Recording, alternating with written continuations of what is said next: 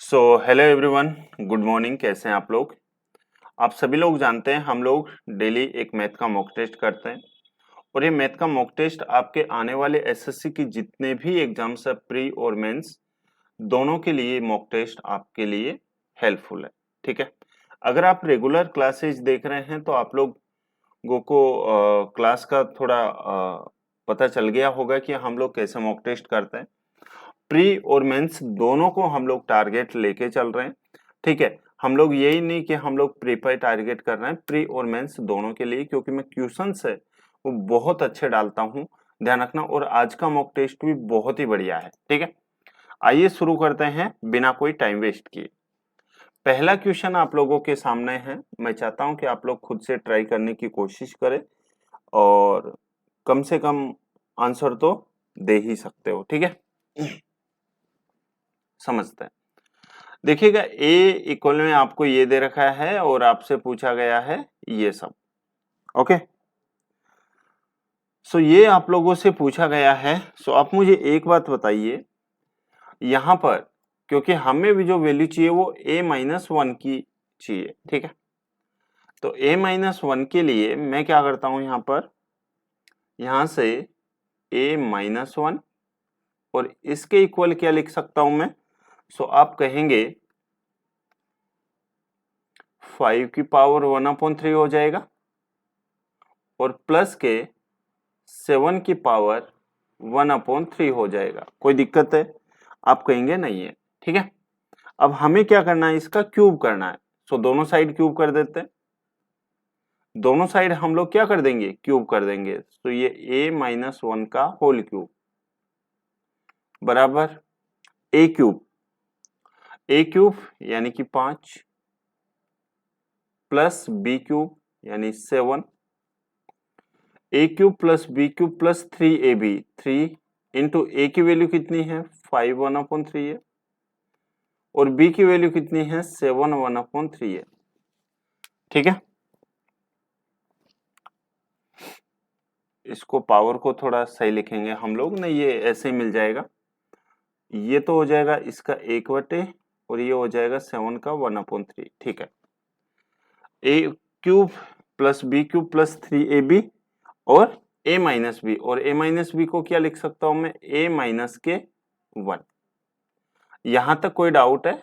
आप कहेंगे नहीं है। ठीक है, अब हमें जो वैल्यू चाहिए वो इसकी चाहिए, तो मैं क्या करूंगा, यहां से देखो a-1 का क्यूब और ये प्लस के कितना है 12 है, तो इधर आके माइनस हो जाएगा और इसका फिर से हमें क्यूब करना है। इसका हमें फिर से, तो इसकी वैल्यू क्या आ जाएगी? सो आप कहेंगे इसकी जो वैल्यू आएगी वो 3 इंटू 5 1/3 इंटू 7 1/3।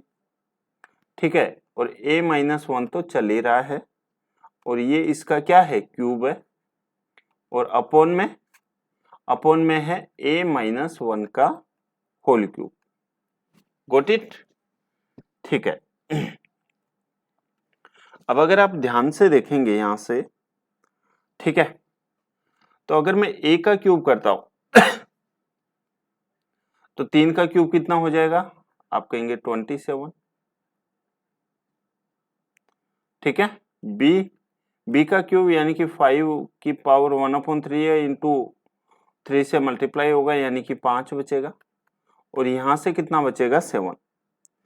तो 25 इंटू 7 इंटू 5, तो यहां से 27 5 कितना होता है 135 इंटू 7, तो 7 पंजे 35, कैरी कितना 3, 7 21 और 3 24, 7 और 2 कितना हो जाएगा 9। सो आपका यहां से जो करेक्ट आंसर होगा वो होगा बेटा ऑप्शन नंबर बी। ठीक है, एक बढ़िया क्वेश्चन था, एक अच्छा क्वेश्चन था। मैंने आपसे पहले ही कह रखा है कि मॉक टेस्ट है वो हम लोग अच्छे अच्छे क्वेश्चंस लेके आए हैं, ध्यान रखना। नेक्स्ट क्वेश्चन, ये वाला क्वेश्चन देख लो।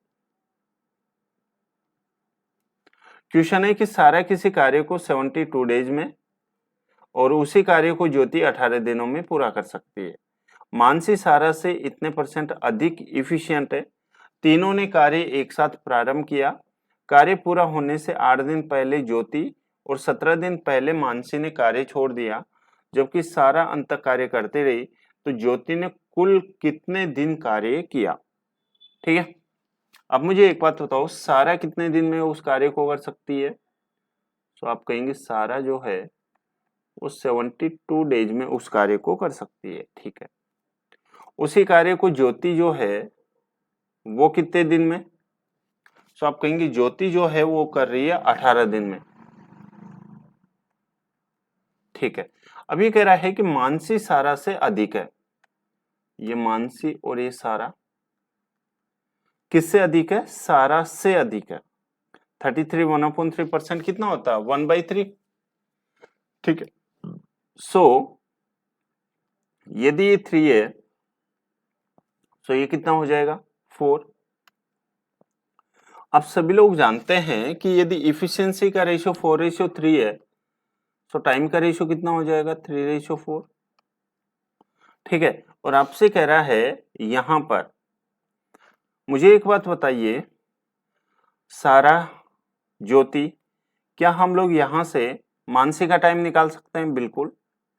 सो मानसी का टाइम के लिए सारा कितने दिन में? 72 डेज में। 72 डेज की वैल्यू कितनी है? 4। और हमें यहाँ पर मानसी का चाहिए तो कितने से मल्टीप्लाई? 3 से। तो यहाँ से कितना आ जाएगा? 54 डेज। यानी कि मानसी जो है वो 54 डेज में काम को कंप्लीट कर देगी। ठीक है, 72, 18 और 54, इसका एलसीएम कितना आ जाएगा? तो आप कहेंगे एलसीएम आ जाएगा 216। एलसीएम 216, सो इसकी इफिशियंसी कितनी आ जाएगी? सो आप कहेंगे ये तो आ जाएगी इफिशियंसी इसकी 3, इसकी 18 कम 18, 18 दूनी 36 यानी कि 12, और ये कितने टाइम्स कटेगा? 4 टाइम्स। ठीक है, चलिए अब ये कह रहा है कि तीनों ने कार्य पूरा होने से 8 दिन पहले ज्योति और 17 दिन पहले मानसी ने। आप मुझे एक बात बताओ, जो भी कार्य को छोड़ के जाता है क्या हम लोग उसको जाने देते हैं? नहीं। ठीक है, तो ये कह रहा है कि 8 दिन ज्योति और काम करेगी, और 8 दिन अगर ज्योति काम करती है, एक दिन में कितनी यूनिट कार्य कर रही है? 12। तो 8 दिन में कितना करेगी? तो आप कहेंगे 96। ठीक है, और 17 दिन पहले मानसी ने कार्य छोड़ दिया। मानसी एक दिन में कितने यूनिट कार्य कर रही है? 4। तो 17 दिन में कितना और किया होगा उसने? 68। तो टोटल वर्क कितना हो गया? 6 8 से 14 और 8 8 और 14, 14 और 6 20, कैरी 2, 6 2 8, 8 और 9 17 और 1 18, और यहाँ पर ये 3। ठीक है, सो टोटल वर्क कितना आ गया है? 380। 380 को टोटल इफिशियंसी से डिवाइड कर देंगे, 3 और 4 7 और 12 19। तो यहां से तीनों का जो टाइम है वो कितना आ गया है? 20 डेज।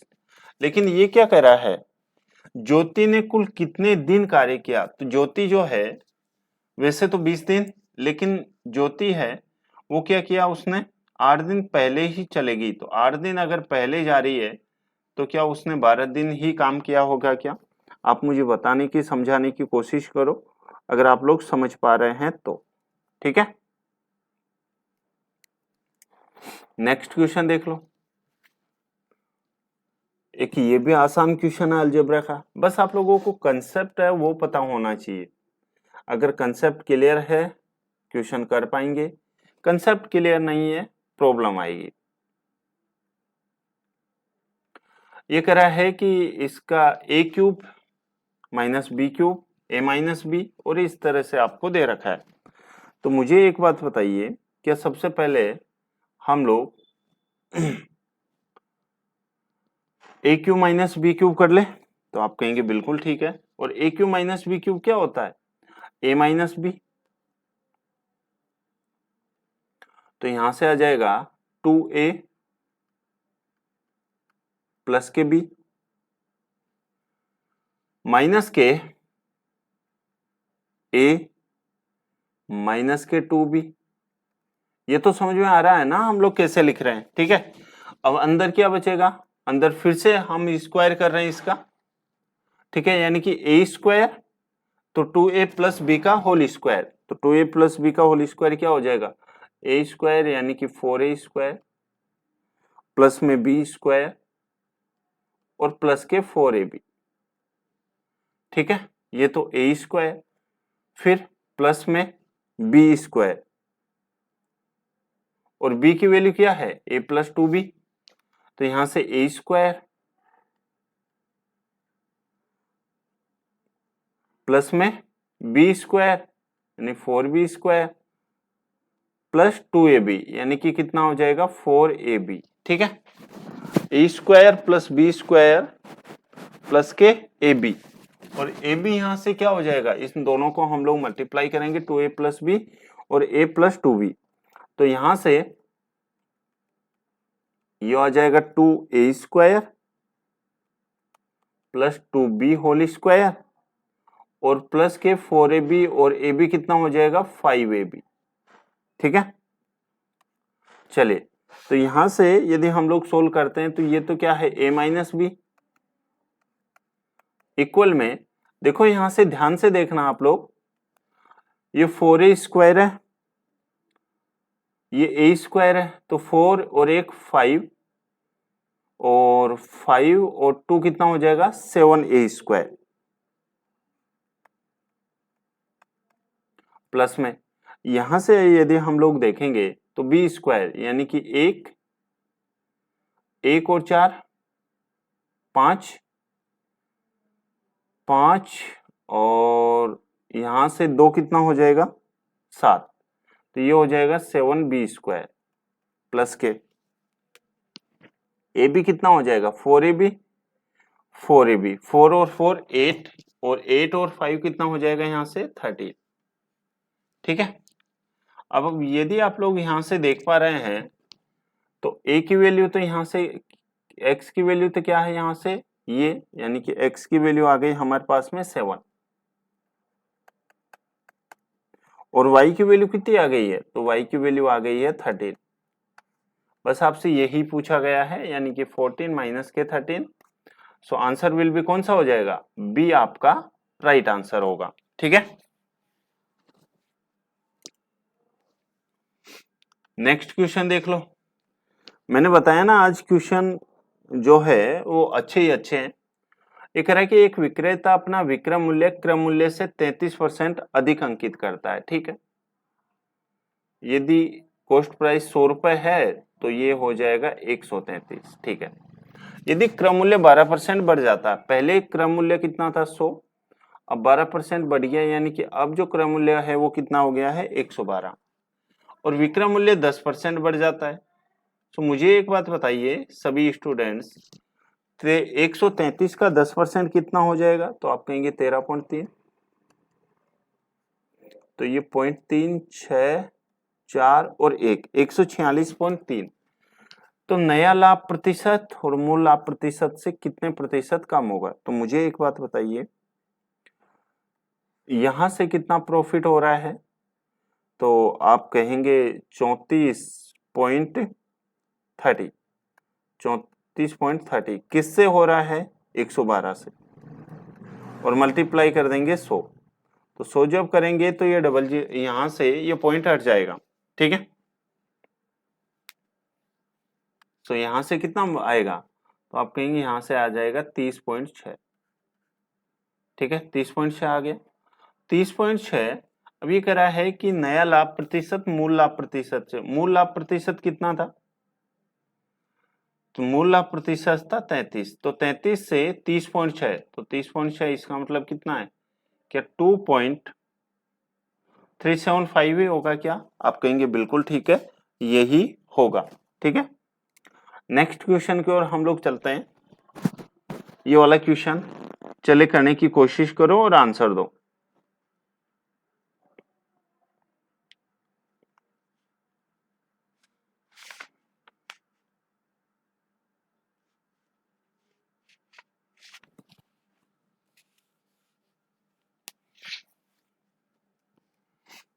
देखिएगा ये कह रहा है कि एबीसी में ए 90 डिग्री है,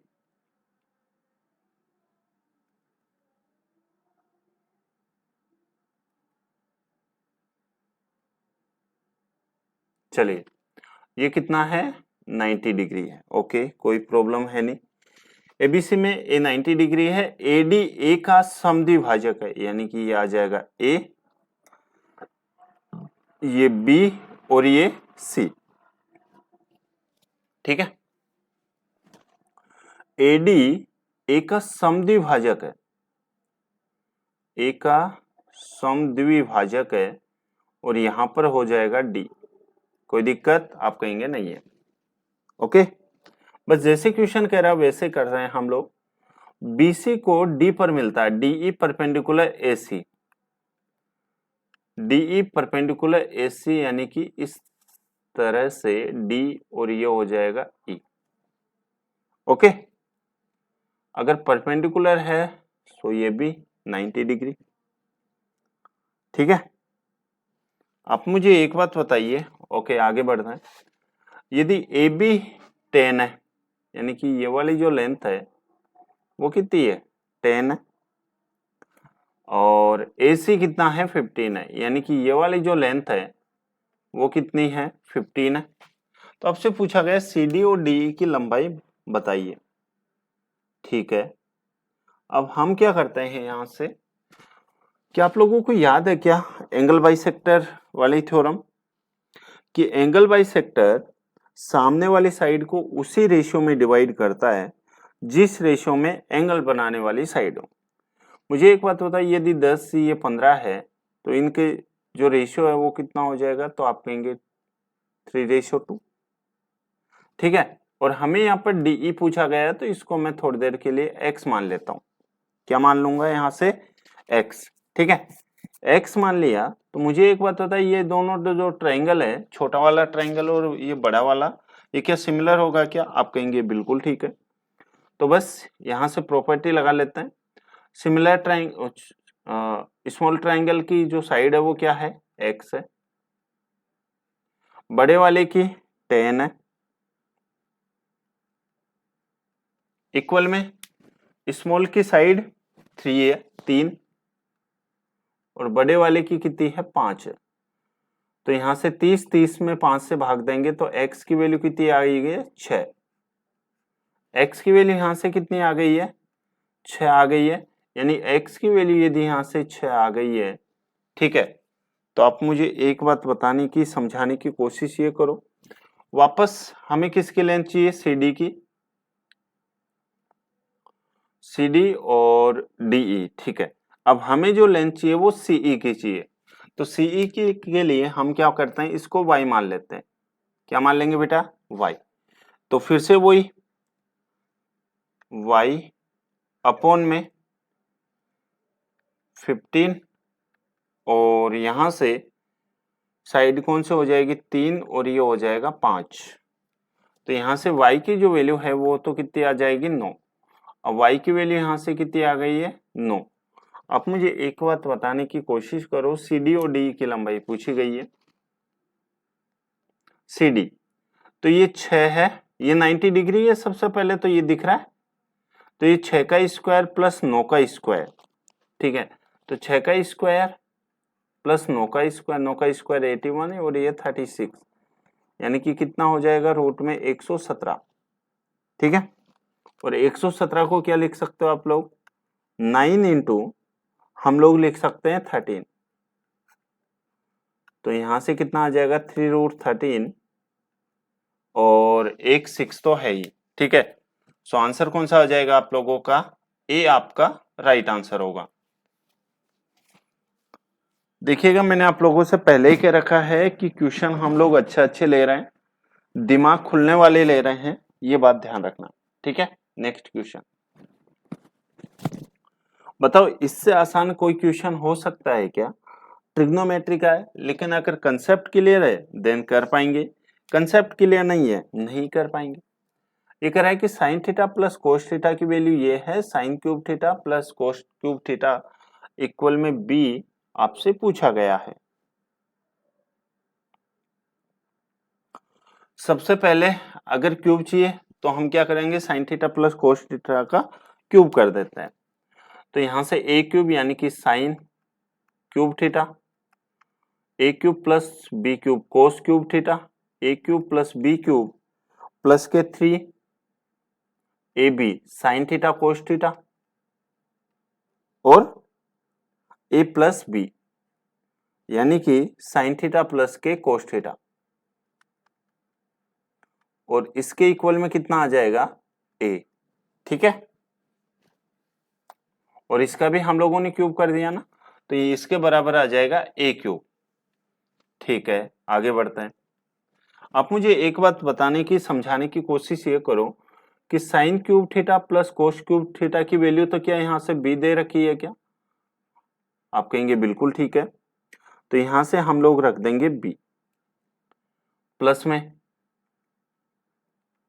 यहां से 3, और साइन थीटा कोस थीटा की वैल्यू चाहिए हमें, तो साइन थीटा कोस थीटा की वैल्यू के लिए हम क्या करेंगे, sine theta plus cos theta का होल स्क्वायर करेंगे, और sine theta plus cos theta का होल स्क्वायर क्या होता है, sine square theta plus cos square theta plus के 2 साइन थीटा कोस थीटा, और आपको पता है sine square theta plus cos square theta कितना होता है, 1 प्लस के 2 साइन थीटा कोस थीटा,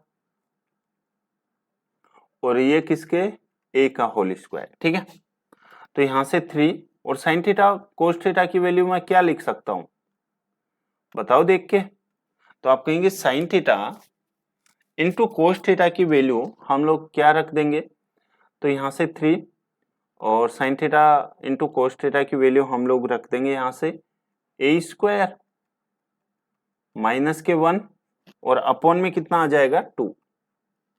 ठीक है, और इंटू में ए तो चल ही रहा है, ओके, और ये किसके बराबर हो जाएगा, ए क्यूब के। चलिए यहां से इसको क्रॉस मल्टीप्लाई करते हैं, तो ये आ जाएगा 2b 3a का क्यूब माइनस के 3a, और इक्वल में आ जाएगा 2a क्यूब, क्योंकि इसको क्रॉस मल्टीप्लाई करेंगे तो ये 2 ऊपर चला जाएगा, तो 2a क्यूब आ जाएगा। अब आप मुझे एक बात बताइए, 3a क्यूब है, ये 2a क्यूब है, तो यहां से क्या बचेगा, तो आप कहेंगे a क्यूब माइनस के 3a और प्लस के क्या आ जाएगा 2b, और यही आपसे पूछा गया है रिजल्ट। सो आंसर कौन सा हो जाएगा, a cube minus 3a plus b, sorry 3a plus 2b, यानी कि ऑप्शन नंबर कौन सा हो जाएगा यहां से, सी। ठीक है, नेक्स्ट क्वेश्चन देख लो। ये वाला क्वेश्चन भी एकदम आसान है। एक विद्यालय में 2800 विद्यार्थी है, जिनमें से 75% है वो प्रतियोगिता में भाग लेते हैं। मुझे एक बात बताइए, यदि टोटल 2800 स्टूडेंट है और उसमें से भी 75 कितना होता है, 3/4, यानी 2800 का 3/4 करेंगे तो कितना आएगा, 2100 आएगा। कितना आएगा बेटा, 2100। ठीक है, भाग लेने वालों में 60% बॉयज है, तो बॉयज 2100 का यदि हम लोग 60% निकाले सो कितना आ जाएगा, सो आप कहेंगे 1260। सो बचेंगे कितने, 40%, और 40% कितना हो जाएगा, 840। ठीक है, अब ये कह रहा है लड़कों में 35%, यानी बॉयज में 35%, तो 1260 का 35%, तो 1260 इंटू 35/100। ठीक है, इसको सोल्व करते हैं। एक जीरो से एक जीरो कैंसिल आउट, और 5 से कटेगा ये 7 टाइम्स, 5 से 2 बार, और 2 से ये कितने टाइम्स कटेगा, 63, तो यहां से कितना आ जाएगा, 441।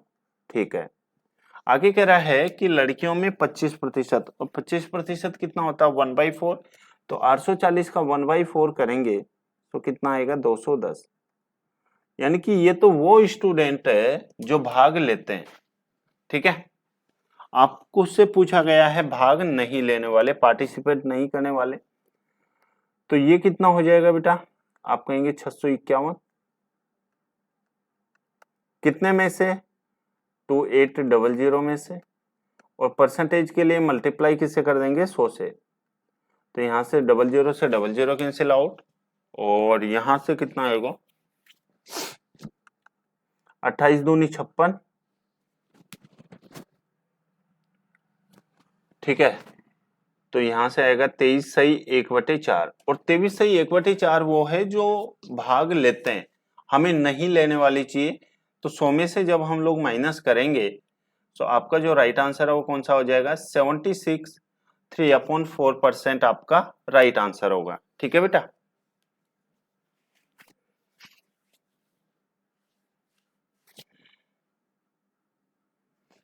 चलिए नेक्स्ट क्वेश्चन,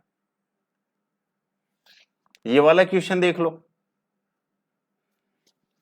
एक तैराक बिंदु ए से धारा के विपरीत 5 मिनट तक तैरता है और फिर धारा की दिशा में अगले 5 मिनट तक तैरकर बी बिंदु तक पहुंचता है, और ए बी की जो डिस्टेंस है वो 100 मीटर है, ठीक है, कोई दिक्कत नहीं है। मुझे एक बात बताइए,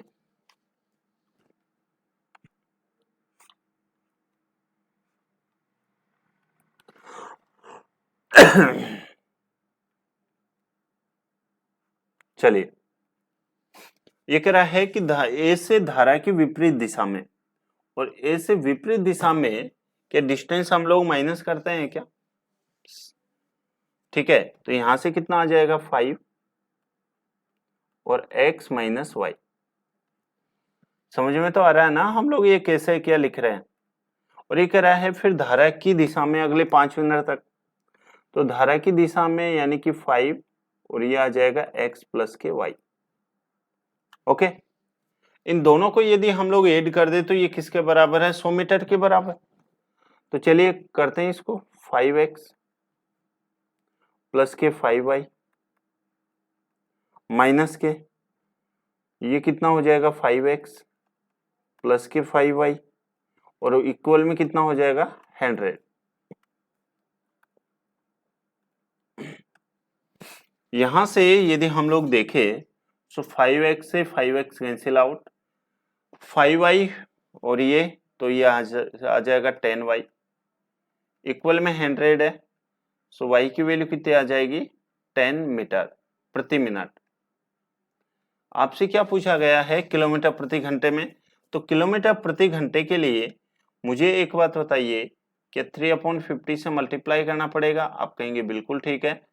और यहाँ से 3/5, 3/5 यहाँ से क्या 0.6 ही आएगा क्या, आप कहेंगे बिल्कुल ठीक है, 0.6 ही आएगा, और यही हम लोगों का आंसर होगा, ठीक है। क्या हम लोग आगे बढ़े, नेक्स्ट क्वेश्चन। अब देखिएगा, ये साधारण ब्याज की दर है, 2 वर्ष के लिए 6, 3 वर्ष के लिए 10, 5 वर्ष बाद 12, और टोटल जो है वो 7 ईयर है। तो आप मुझे एक बात बताइए, 2 वर्ष के लिए 6%, रेट कितनी हो जाएगी 12%, 3 वर्ष के लिए 10%, यानी कि ये हो जाएगा 30%, और 5 वर्ष के बाद यानी कि टोटल 7 वर्ष है, तो 3 2 और 3 5 तो हो गए, तो अब बचे कितने 2, और 2 वर्ष 12% की दर से, तो कितना आ जाएगा रेट ऑफ इंटरेस्ट 24, ठीक है। तो टोटल कितना हो गया है 66%। ये कह रहा है कि ब्याज जो है वो इतना मिला तो मिश्रधन। तो आप मुझे एक बात बताइए, 12,771 जो वैल्यू है वो 66 की है, और हमें यहाँ से अमाउंट पूछा गया है। तो अमाउंट के लिए हम लोग क्या 100 में ऐड करके लिखते हैं क्या, तो यहाँ से कितना आ जाएगा 166, ठीक है। इसको सोल्व कर लेना, आपका जो है वो राइट आंसर आ जाएगा जो भी होगा, ठीक है। चलिए नेक्स्ट क्वेश्चन, ये वाला क्वेश्चन बताओ। ये कह रहा है कि पिता और पुत्र की जो वर्तमान आयु का अनुपात है वो 5:2 है, ठीक है। यानी कि फादर है और ये सन है, ठीक है। इनकी एज का अनुपात कितना है 5:2 है, ओके। इसको 5x मान लो और इसको 2x मान लो, ठीक है। ये कह रहा है कि 4 वर्ष बाद पुत्र और माता की आयु, तो 4 वर्ष बाद पुत्र की आयु कितनी हो जाएगी? तो आप कहेंगे 4 वर्ष बाद यदि अभी 2x है तो 4 वर्ष बाद हो जाएगी 2x प्लस के 4। 4 वर्ष बाद पुत्र और माता की आयु का अनुपात 1:2 हो जाता है। तो अगर ये 1 की वैल्यू है तो 2 के लिए हम क्या करेंगे? तो आप कहेंगे इसको 2 से मल्टीप्लाई कर देंगे और ये आ जाएगा 4x प्लस 8। अगर ये 4 वर्ष बाद की है तो 4 वर्ष पहले की जो एज होगी वो मदर की क्या 4x प्लस 4 होगी क्या? आप कहेंगे बिल्कुल ठीक है। तो आपसे पूछा गया है कि पिता और माता की वर्तमान आयु। आप मुझे एक बात बताइए यहाँ से, क्या सभी में यहाँ पर x ही x है क्या? ठीक है, तो इसको हम लोग जो है वो आंसर आएगा, वो आएगा कैन नॉट बी डिटरमाइन, यानी कि इस ऐसे क्वेश्चन को हम लोग सोल्व नहीं कर सकते हैं, ध्यान रखना। ठीक है, क्या हम लोग आगे बढ़े?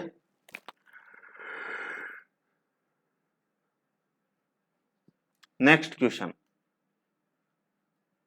चलिए ये वाला क्वेश्चन तो कर दो।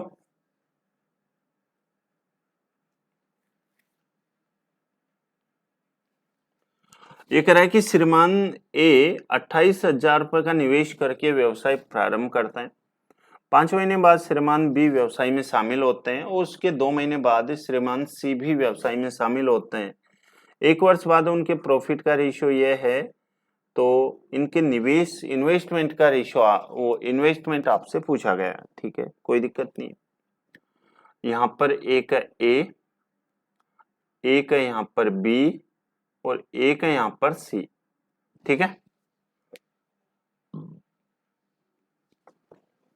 और ए को कितने, यानी कि 28,000 रुपए ए ने इन्वेस्ट किया। ठीक है, आप मुझे एक बात बताइए, 5 महीने बाद बी व्यवसाय में शामिल हो जाता है।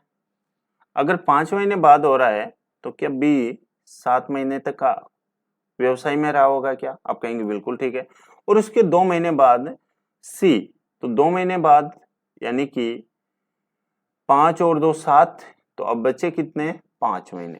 ठीक है, और यहाँ पर ए का कुछ है नहीं, तो ए है वो 12 मंथ उसने क्या रहा? व्यवसाय में रहा होगा। ठीक है, ये कह रहा है कि 1 वर्ष बाद उनके जो प्रॉफिट का रेशियो है वो ये है, तो प्रॉफिट कितना है?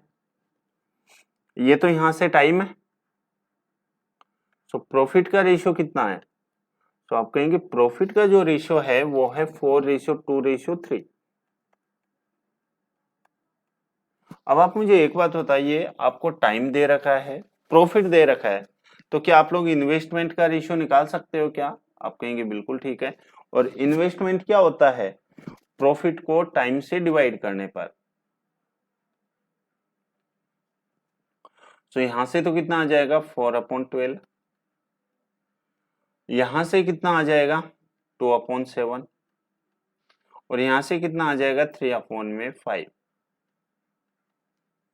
ये कितने टाइम्स कटेगा? 3 टाइम्स। तो 375 का एलसीएम जब हम लोग लेंगे, ठीक है, तो ये हो जाएगा 35, और 35 चौके कितने होते हैं?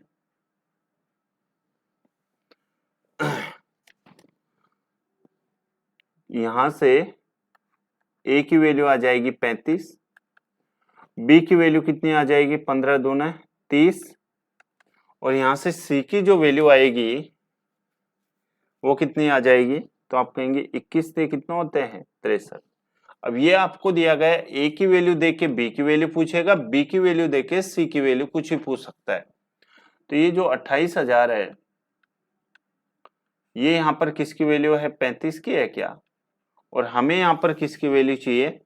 बी के लिए। तो बी के यहाँ पर इन्वेस्टमेंट रेशियो कितना है? 30 है।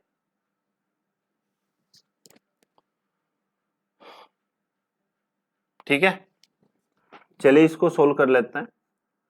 7 से 4 बार, 7 चौक 28 और 7 पंजे। ठीक है, यहां से ये कितने टाइम्स? 6 टाइम्स, यानी कि 24,000 आ जाएगा। तो एक का इन्वेस्टमेंट तो 24,000 आएगा और दूसरे का जो इन्वेस्टमेंट है वो कितना आ जाएगा, 50,400 आ जाएगा, ध्यान रखना। ठीक है,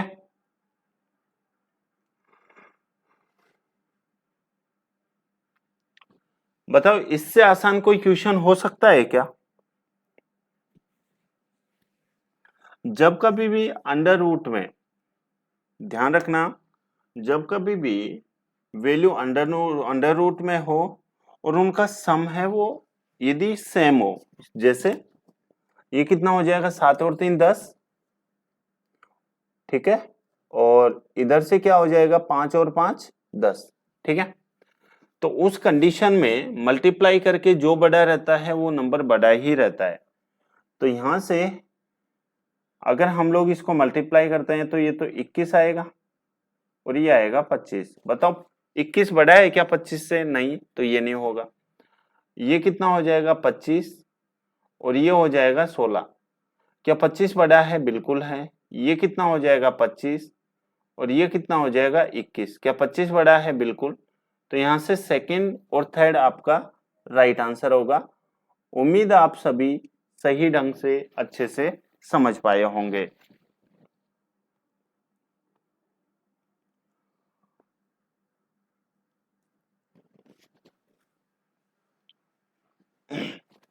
नेक्स्ट क्वेश्चन की ओर चले नेक्स्ट क्वेश्चन।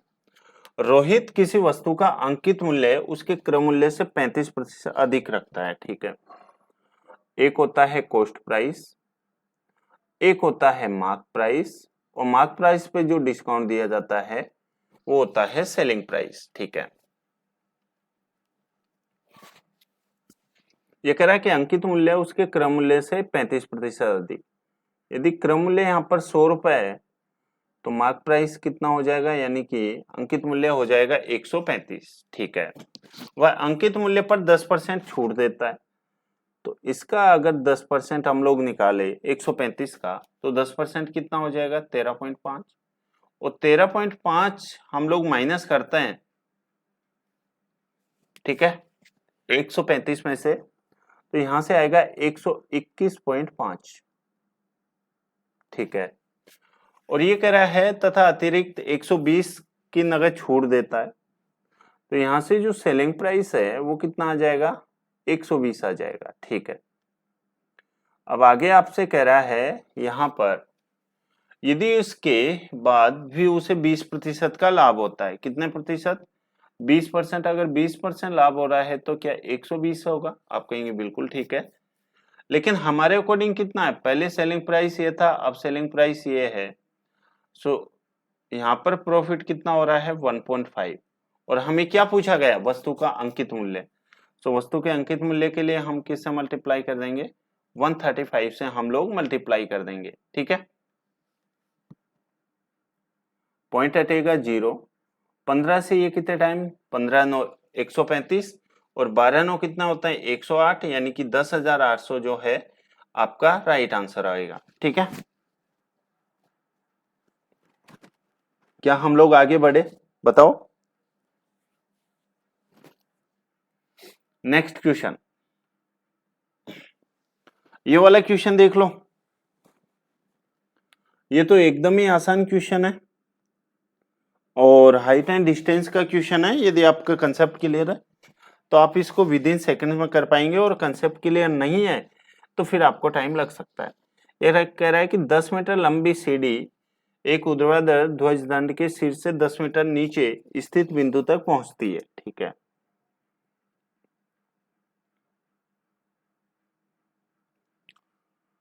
ये यहां से कोई 10 मीटर सीढ़ी है, यानी कि यहां तक। ठीक है, ध्यान से समझने की कोशिश करना सभी स्टूडेंट्स। ये 90 डिग्री हो जाएगा। 10 मीटर लंबी सीढ़ी है, यानी कि इसकी जो लेंथ है वो कितनी है 10 मीटर, और ये कह रहा है कि ध्वज दंड की जो लेंथ है वो कितनी है 10 मीटर है। ठीक है, यानी कि टॉप से और यहां तक सीढ़ी तक की जो लेंथ है वो कितनी है 10 है। ठीक है, कोई दिक्कत नहीं है। सीढ़ी के निचले सिरे से ध्वजदंड के शीर्ष का उन्नयन कोण 60 डिग्री है, यानी कि यहां से जो एंगल बन रहा है वो कितना बन रहा है बेटा? 60 डिग्री। कितना है? 60 डिग्री। अब ध्यान से आप लोग समझने की कोशिश करना, ये वाला कंप्लीट एंगल कितना है? 60 डिग्री। ये वाला कंप्लीट एंगल कितना है? 60 डिग्री। मुझे एक बात बताइए, 90 है, ये 60 है, तो ये वाला जो एंगल होगा वो क्या 30 डिग्री होगा क्या? आप कहेंगे बिल्कुल ठीक है। और ये वाली लेंथ और ये वाली लेंथ भी बराबर होगी क्या? आप कहेंगे बिल्कुल ठीक है, ये भी लेंथ बराबर होगी। मुझे एक बात बताइए, इस साइड के सामने वाला एंगल 30 डिग्री, तो इस साइड के सामने वाला एंगल भी क्या 30 डिग्री होगा? आप कहेंगे बिल्कुल ठीक है। और टोटल कितना था? ये 60 डिग्री था। तो अगर टोटल 60 डिग्री था, ये 60 डिग्री है, ठीक है, तो ये बाकी का जो बचा एंगल है, यानी कि ये वाला कितना हो जाएगा? तो आप कहेंगे 30 डिग्री। ठीक है ना? आपसे क्या पूछा गया है? ध्वजदंड। मुझे एक बात बताइए, ये 30 डिग्री है कि 30 डिग्री के सामने वाले साइड का डबल होता है क्या हाइपोटेनस? तो अगर ये 10 है तो यहां से ये कितना रहेगा? 5। और 10 और 5 की जो लेंथ है वो कितनी आ जाएगी? 15 मीटर। ठीक है, सो उम्मीद है आप सभी सही ढंग से अच्छे से समझ पाए होंगे। आगे हम लोग बढ़ते हैं नेक्स्ट क्वेश्चन की ओर। ये वाला क्वेश्चन देख लो। ये कह रहा है कि 16,875 की धनराशि को 8% वार्षिक चक्रवर्ती ब्याज पर निवेश की जाती है, 2 वर्ष बाद ये हो जाते तो रेट पूछी गई है। मुझे एक बात बताइए, पहले अमाउंट कितना था? तो आप कहेंगे 16,875 था। अब जो अमाउंट कितना हो जाता है 2 साल बाद में? तो 19,683 हो जाता है। ठीक है, सबसे पहले हम लोग इसको 9 से काटेंगे, और 9 से ये कितने टाइम्स कटेगा? 1875 टाइम्स। 9 से ये कितने टाइम्स कटेगा? तो आप कहेंगे 2187 टाइम्स। ठीक है, फिर से हम किससे काटेंगे इसको? तो आप कहेंगे इसको हम लोग काटेंगे 6 से। 6 से नहीं, 3 से। तो ये 6 × 18 और ये हो जाएगा 25। 6 से काटेंगे तो 7, 2 और ये हो जाएगा 9। मुझे यहाँ पर एक बात बताइए सभी स्टूडेंट्स, क्या बात बताएंगे? अगर यहाँ पर वैल्यू 625 और 729 है और टाइम यदि 2 वर्ष है, 2 ईयर, तो यहाँ से जो रेट है वो 25 से 27 रही होगी क्या? और 25 से 27 रही होगी, तो रेट यहाँ से कितनी बढ़ी है? 2 किससे? 25 से, और मल्टीप्लाई किससे कर देंगे? 100 से। सो रेट ऑफ इंटरेस्ट कितनी आ जाएगी यहाँ से? 8%। ऑप्शन नंबर डी आपका राइट है। ठीक है,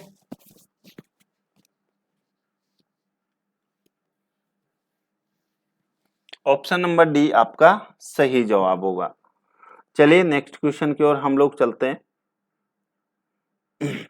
ये आ गया है एक मिक्सचर एंड एलिगेशन वाला क्वेश्चन।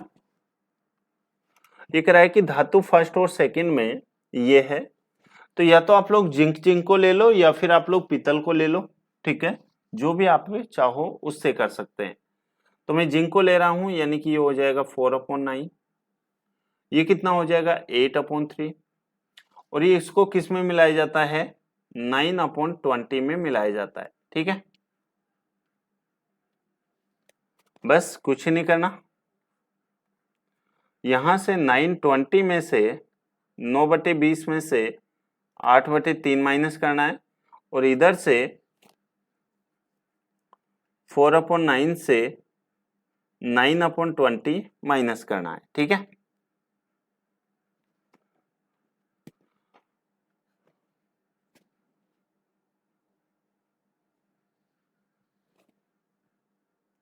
नौ बटे 20 और हो जाएगा 8/3, ठीक है। सॉरी 8/3 नहीं, 8/11 होगा ये, 8/11। और इधर भी कितना रहेगा, 8/ कितना रहेगा, 11 रहेगा, ठीक है। तो यहां से एलसीएम तो कितना आ जाएगा, 20x11, और ये हो जाएगा 11×9 = 99, एक और ये 20x8 कितना, 160, 160 में से 99 जाएगा तो कितना बचेगा, 61, ठीक है। इधर से जब हम लोग इसको सोल्व करते हैं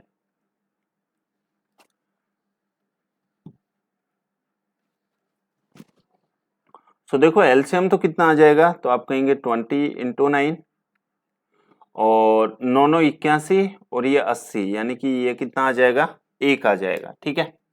20 से 20 कट जाएगा, 61×9 कितना हो जाएगा, 549, और रेशियो 11 तो है ही, और यही आपसे पूछा गया है। तो आंसर कौन सा हो जाएगा यहां से, ए, ठीक है।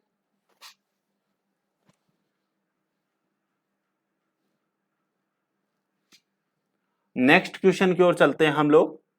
क्वेश्चन नंबर नेक्स्ट, ये वाला क्वेश्चन देख लो। ये एक बढ़िया क्वेश्चन था, एक अच्छा क्वेश्चन था।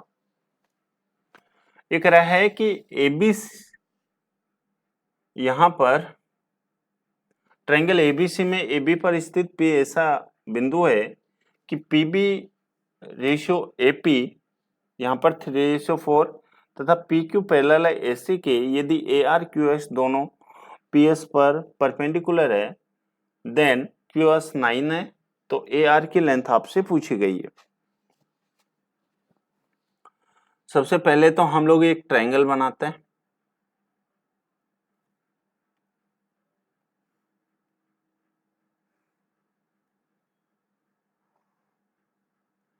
चलिए ये एक ट्रायंगल बनाया हम लोगों ने, और इसको नाम दे देते हैं ए, बी और सी।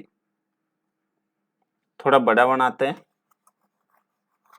ठीक है। बड़ा वाला हम लोग ट्रायंगल बनाते हैं, और ट्रायंगल में यहां से ही हम लोग बनाने की कोशिश करते हैं, ठीक है, ताकि मैं आप लोगों को अच्छे से समझा पाऊं। चलिए ये एक ट्रायंगल बना लिया, ठीक है, और इसको क्या नाम दिया है, ए, बी और सी। ये ए, ये बी एंड ए सी, ठीक है।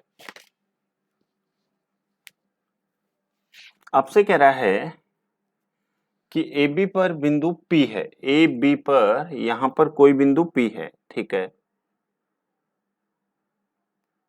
मैं मान लेता हूं यहां पर कोई बिंदु क्या है, P है, चलिए P है, और P और Q इसके क्या है, पैरेलल है, पैरेलल है AC के, ठीक है। ओके आगे बढ़ते हैं। पी क्यू ए आर और क्यू एस दोनों पीसी पर लंब है। ए आर और क्यू एस, ठीक है, ए आर और क्यू एस, ठीक है। पी बी ए सी, ठीक है। यदि ए आर और क्यू एस, ए आर और यहां से बनेगा क्यू एस, ठीक है। तो आप मुझे एक बात बताइए, यहां से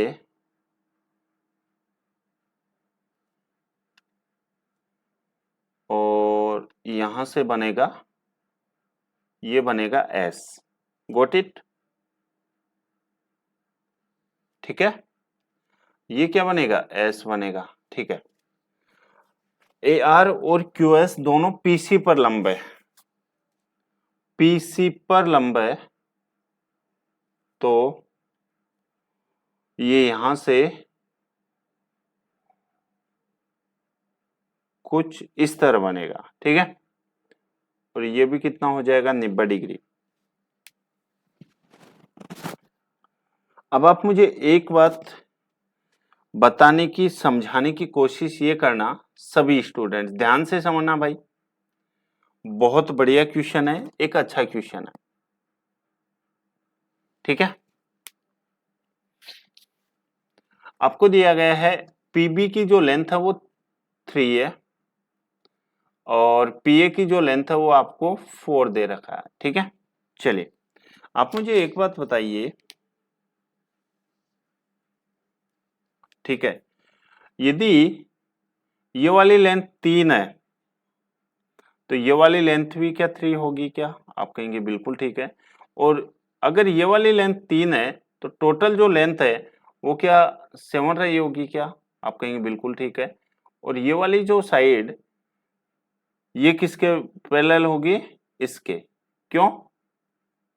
क्योंकि ये दोनों जो ट्रायंगल है वो कौन से होंगे? सिमिलर होंगे, ठीक है।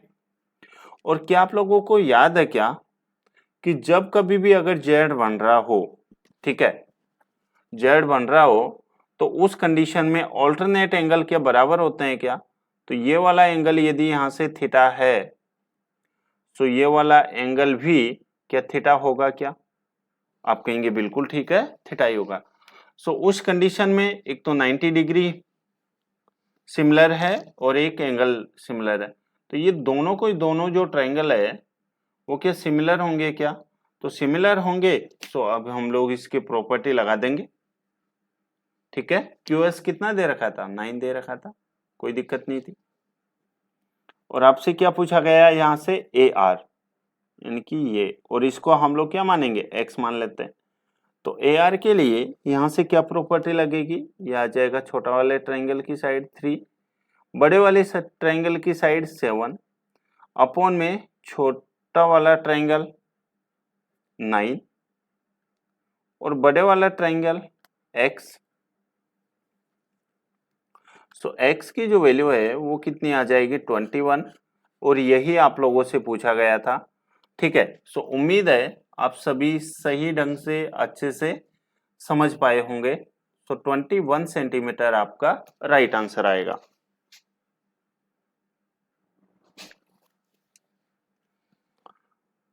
चलिए नेक्स्ट क्वेश्चन।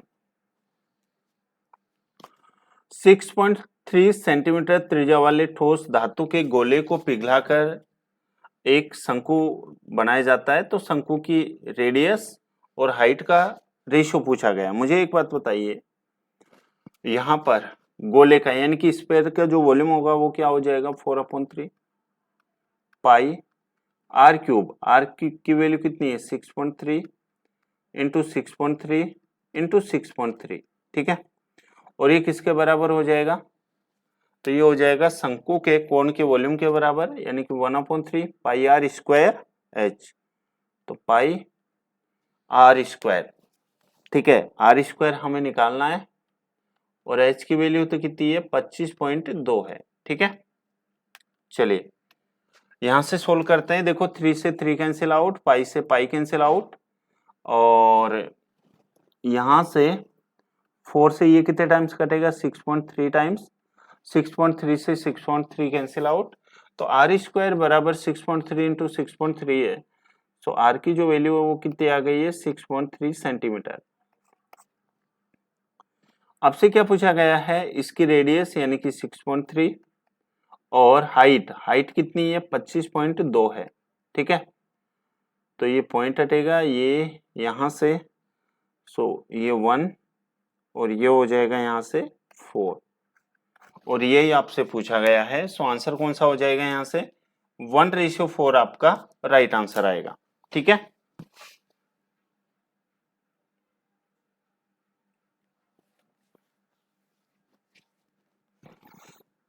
क्या हम लोग आगे बढ़े? बताओ।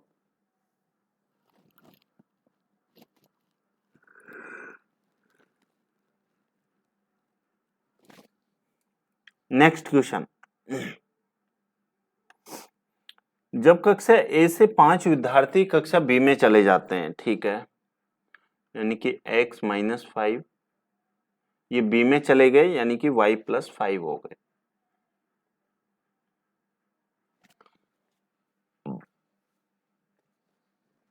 और दोनों की जो संख्या है वो इक्वल हो जाती है। ठीक है, यदि कक्षा 20 से 25 विद्यार्थी, क्लास 20 से 25 स्टूडेंट्स, तो 20 से अगर जा रहे हैं तो क्या ए में आ रहे होंगे क्या? आप कहेंगे बिल्कुल ठीक है। 25 विद्यार्थी ए में आ जाए तो कक्षा में ए के विद्यार्थियों की संख्या बी के विद्यार्थियों की संख्या से दुगनी हो जाती है। सो बी में कितना बचेगा? तो आप कहेंगे y माइनस 25 और इसकी संख्या कितनी हो जाती है? दोगुनी। ठीक है, तो ये तो हो जाएगा x प्लस 25 और ये कितना हो जाएगा? 2y माइनस के 50। ठीक है, तो यहां से और हम लोग इसको क्या लिख सकते हैं? x माइनस के 2y और इक्वल में माइनस के 75 हम लोग लिख सकते हैं। ठीक है, अच्छा इसको क्या लिख सकते हैं हम लोग? x माइनस 5 बराबर y प्लस 5, तो आप कहेंगे इसको हम लोग लिख सकते हैं x माइनस वाई इक्वल में 10 और दूसरी इक्वेशन क्या आई है? x माइनस 2y इक्वल में माइनस 75। ठीक है, तो यहां से x से x कैंसिल आउट हो जाएगा, यानी कि y और y इक्वल में हो जाएगा 85। अगर y की वैल्यू 85 है तो x की वैल्यू कितनी हो जाएगी? आप कहेंगे 95। कितनी हो जाएगी?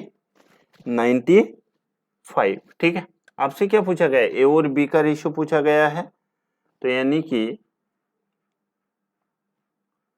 95 रेशियो 85 और 19 रेशियो कितना आ जाएगा? 17।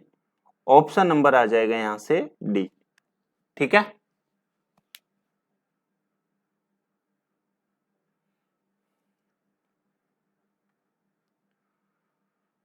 ये वाला क्वेश्चन देखो, ये वाला क्वेश्चन एकदम आसान है, बस आपके थोड़ा आईक्यू लेवल टेस्ट करने के लिए आपको दिया गया है। ठीक है, ये वाला क्वेश्चन ये भी आपको खुद को करना है।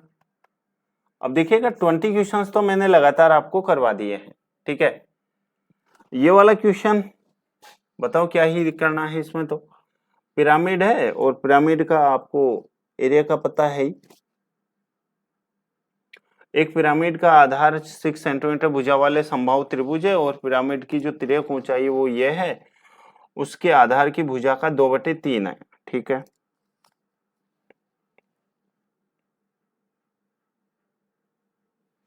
तो यहां से इसका जो एरिया आएगा वो आ जाएगा 1/2।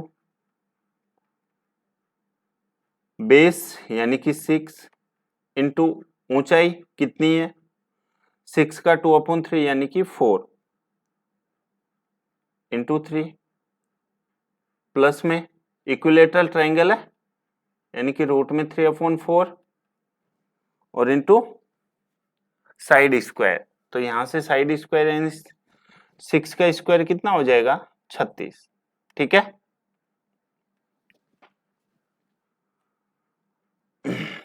सोल्व करो यहां से, ये कितने टाइम्स कटेगा? 3 टाइम्स और यहां से ये कितने टाइम्स कटेगा? 9 टाइम्स। तो 4 3 12 12 3 36 प्लस 9√3, तो यहां से 9 कॉमन लेंगे तो यहां से कितना आ जाएगा? 4 प्लस √3 और 9 4 प्लस √3 ऑप्शन नंबर कौन सा हो जाएगा? ए आपका राइट आंसर होगा। ठीक है, सो बाकी के ये 2 से 3 क्वेश्चन आपको खुद को करना है। इसमें तो कुछ था ही नहीं, दो राशियों का अनुपात ये है और 5 वर्ष और 3 वर्ष के लिए चक्रवर्ती ब्याज पर निवेश किया जाए तो आपसे रेट ऑफ इंटरेस्ट, मुझे एक बात बताइए, 25 और 49 है 2 वर्ष के लिए, तो 1 ईयर के लिए कितना हो जाएगा? 5 और 7। पहले रेट 5 थी अब 7 है, तो कितना का इंक्रीमेंट है? 2 का, किससे? 5 से और मल्टीप्लाई 100 से, तो आंसर कितना आ जाएगा? 40%। बताओ कितना आसान क्वेश्चन था। नेक्स्ट क्वेश्चन ये आपको खुद को करना है और ये वाला क्वेश्चन बताओ कर पाओगे क्या? यूनिट डिजिट पूछा गया है, तो पहले तो 42 में 4 का भाग दो, कितना बचेगा 2, तो 4 की पावर 2 16, यानी कि यूनिट डिजिट कितनी आई 6। यहाँ से 124 में 4 का भाग दो तो आएगा 0, तो 2 की पावर 4 कितना होता है 16, सो यहाँ भी 6, आंसर कितना आ जाएगा 12।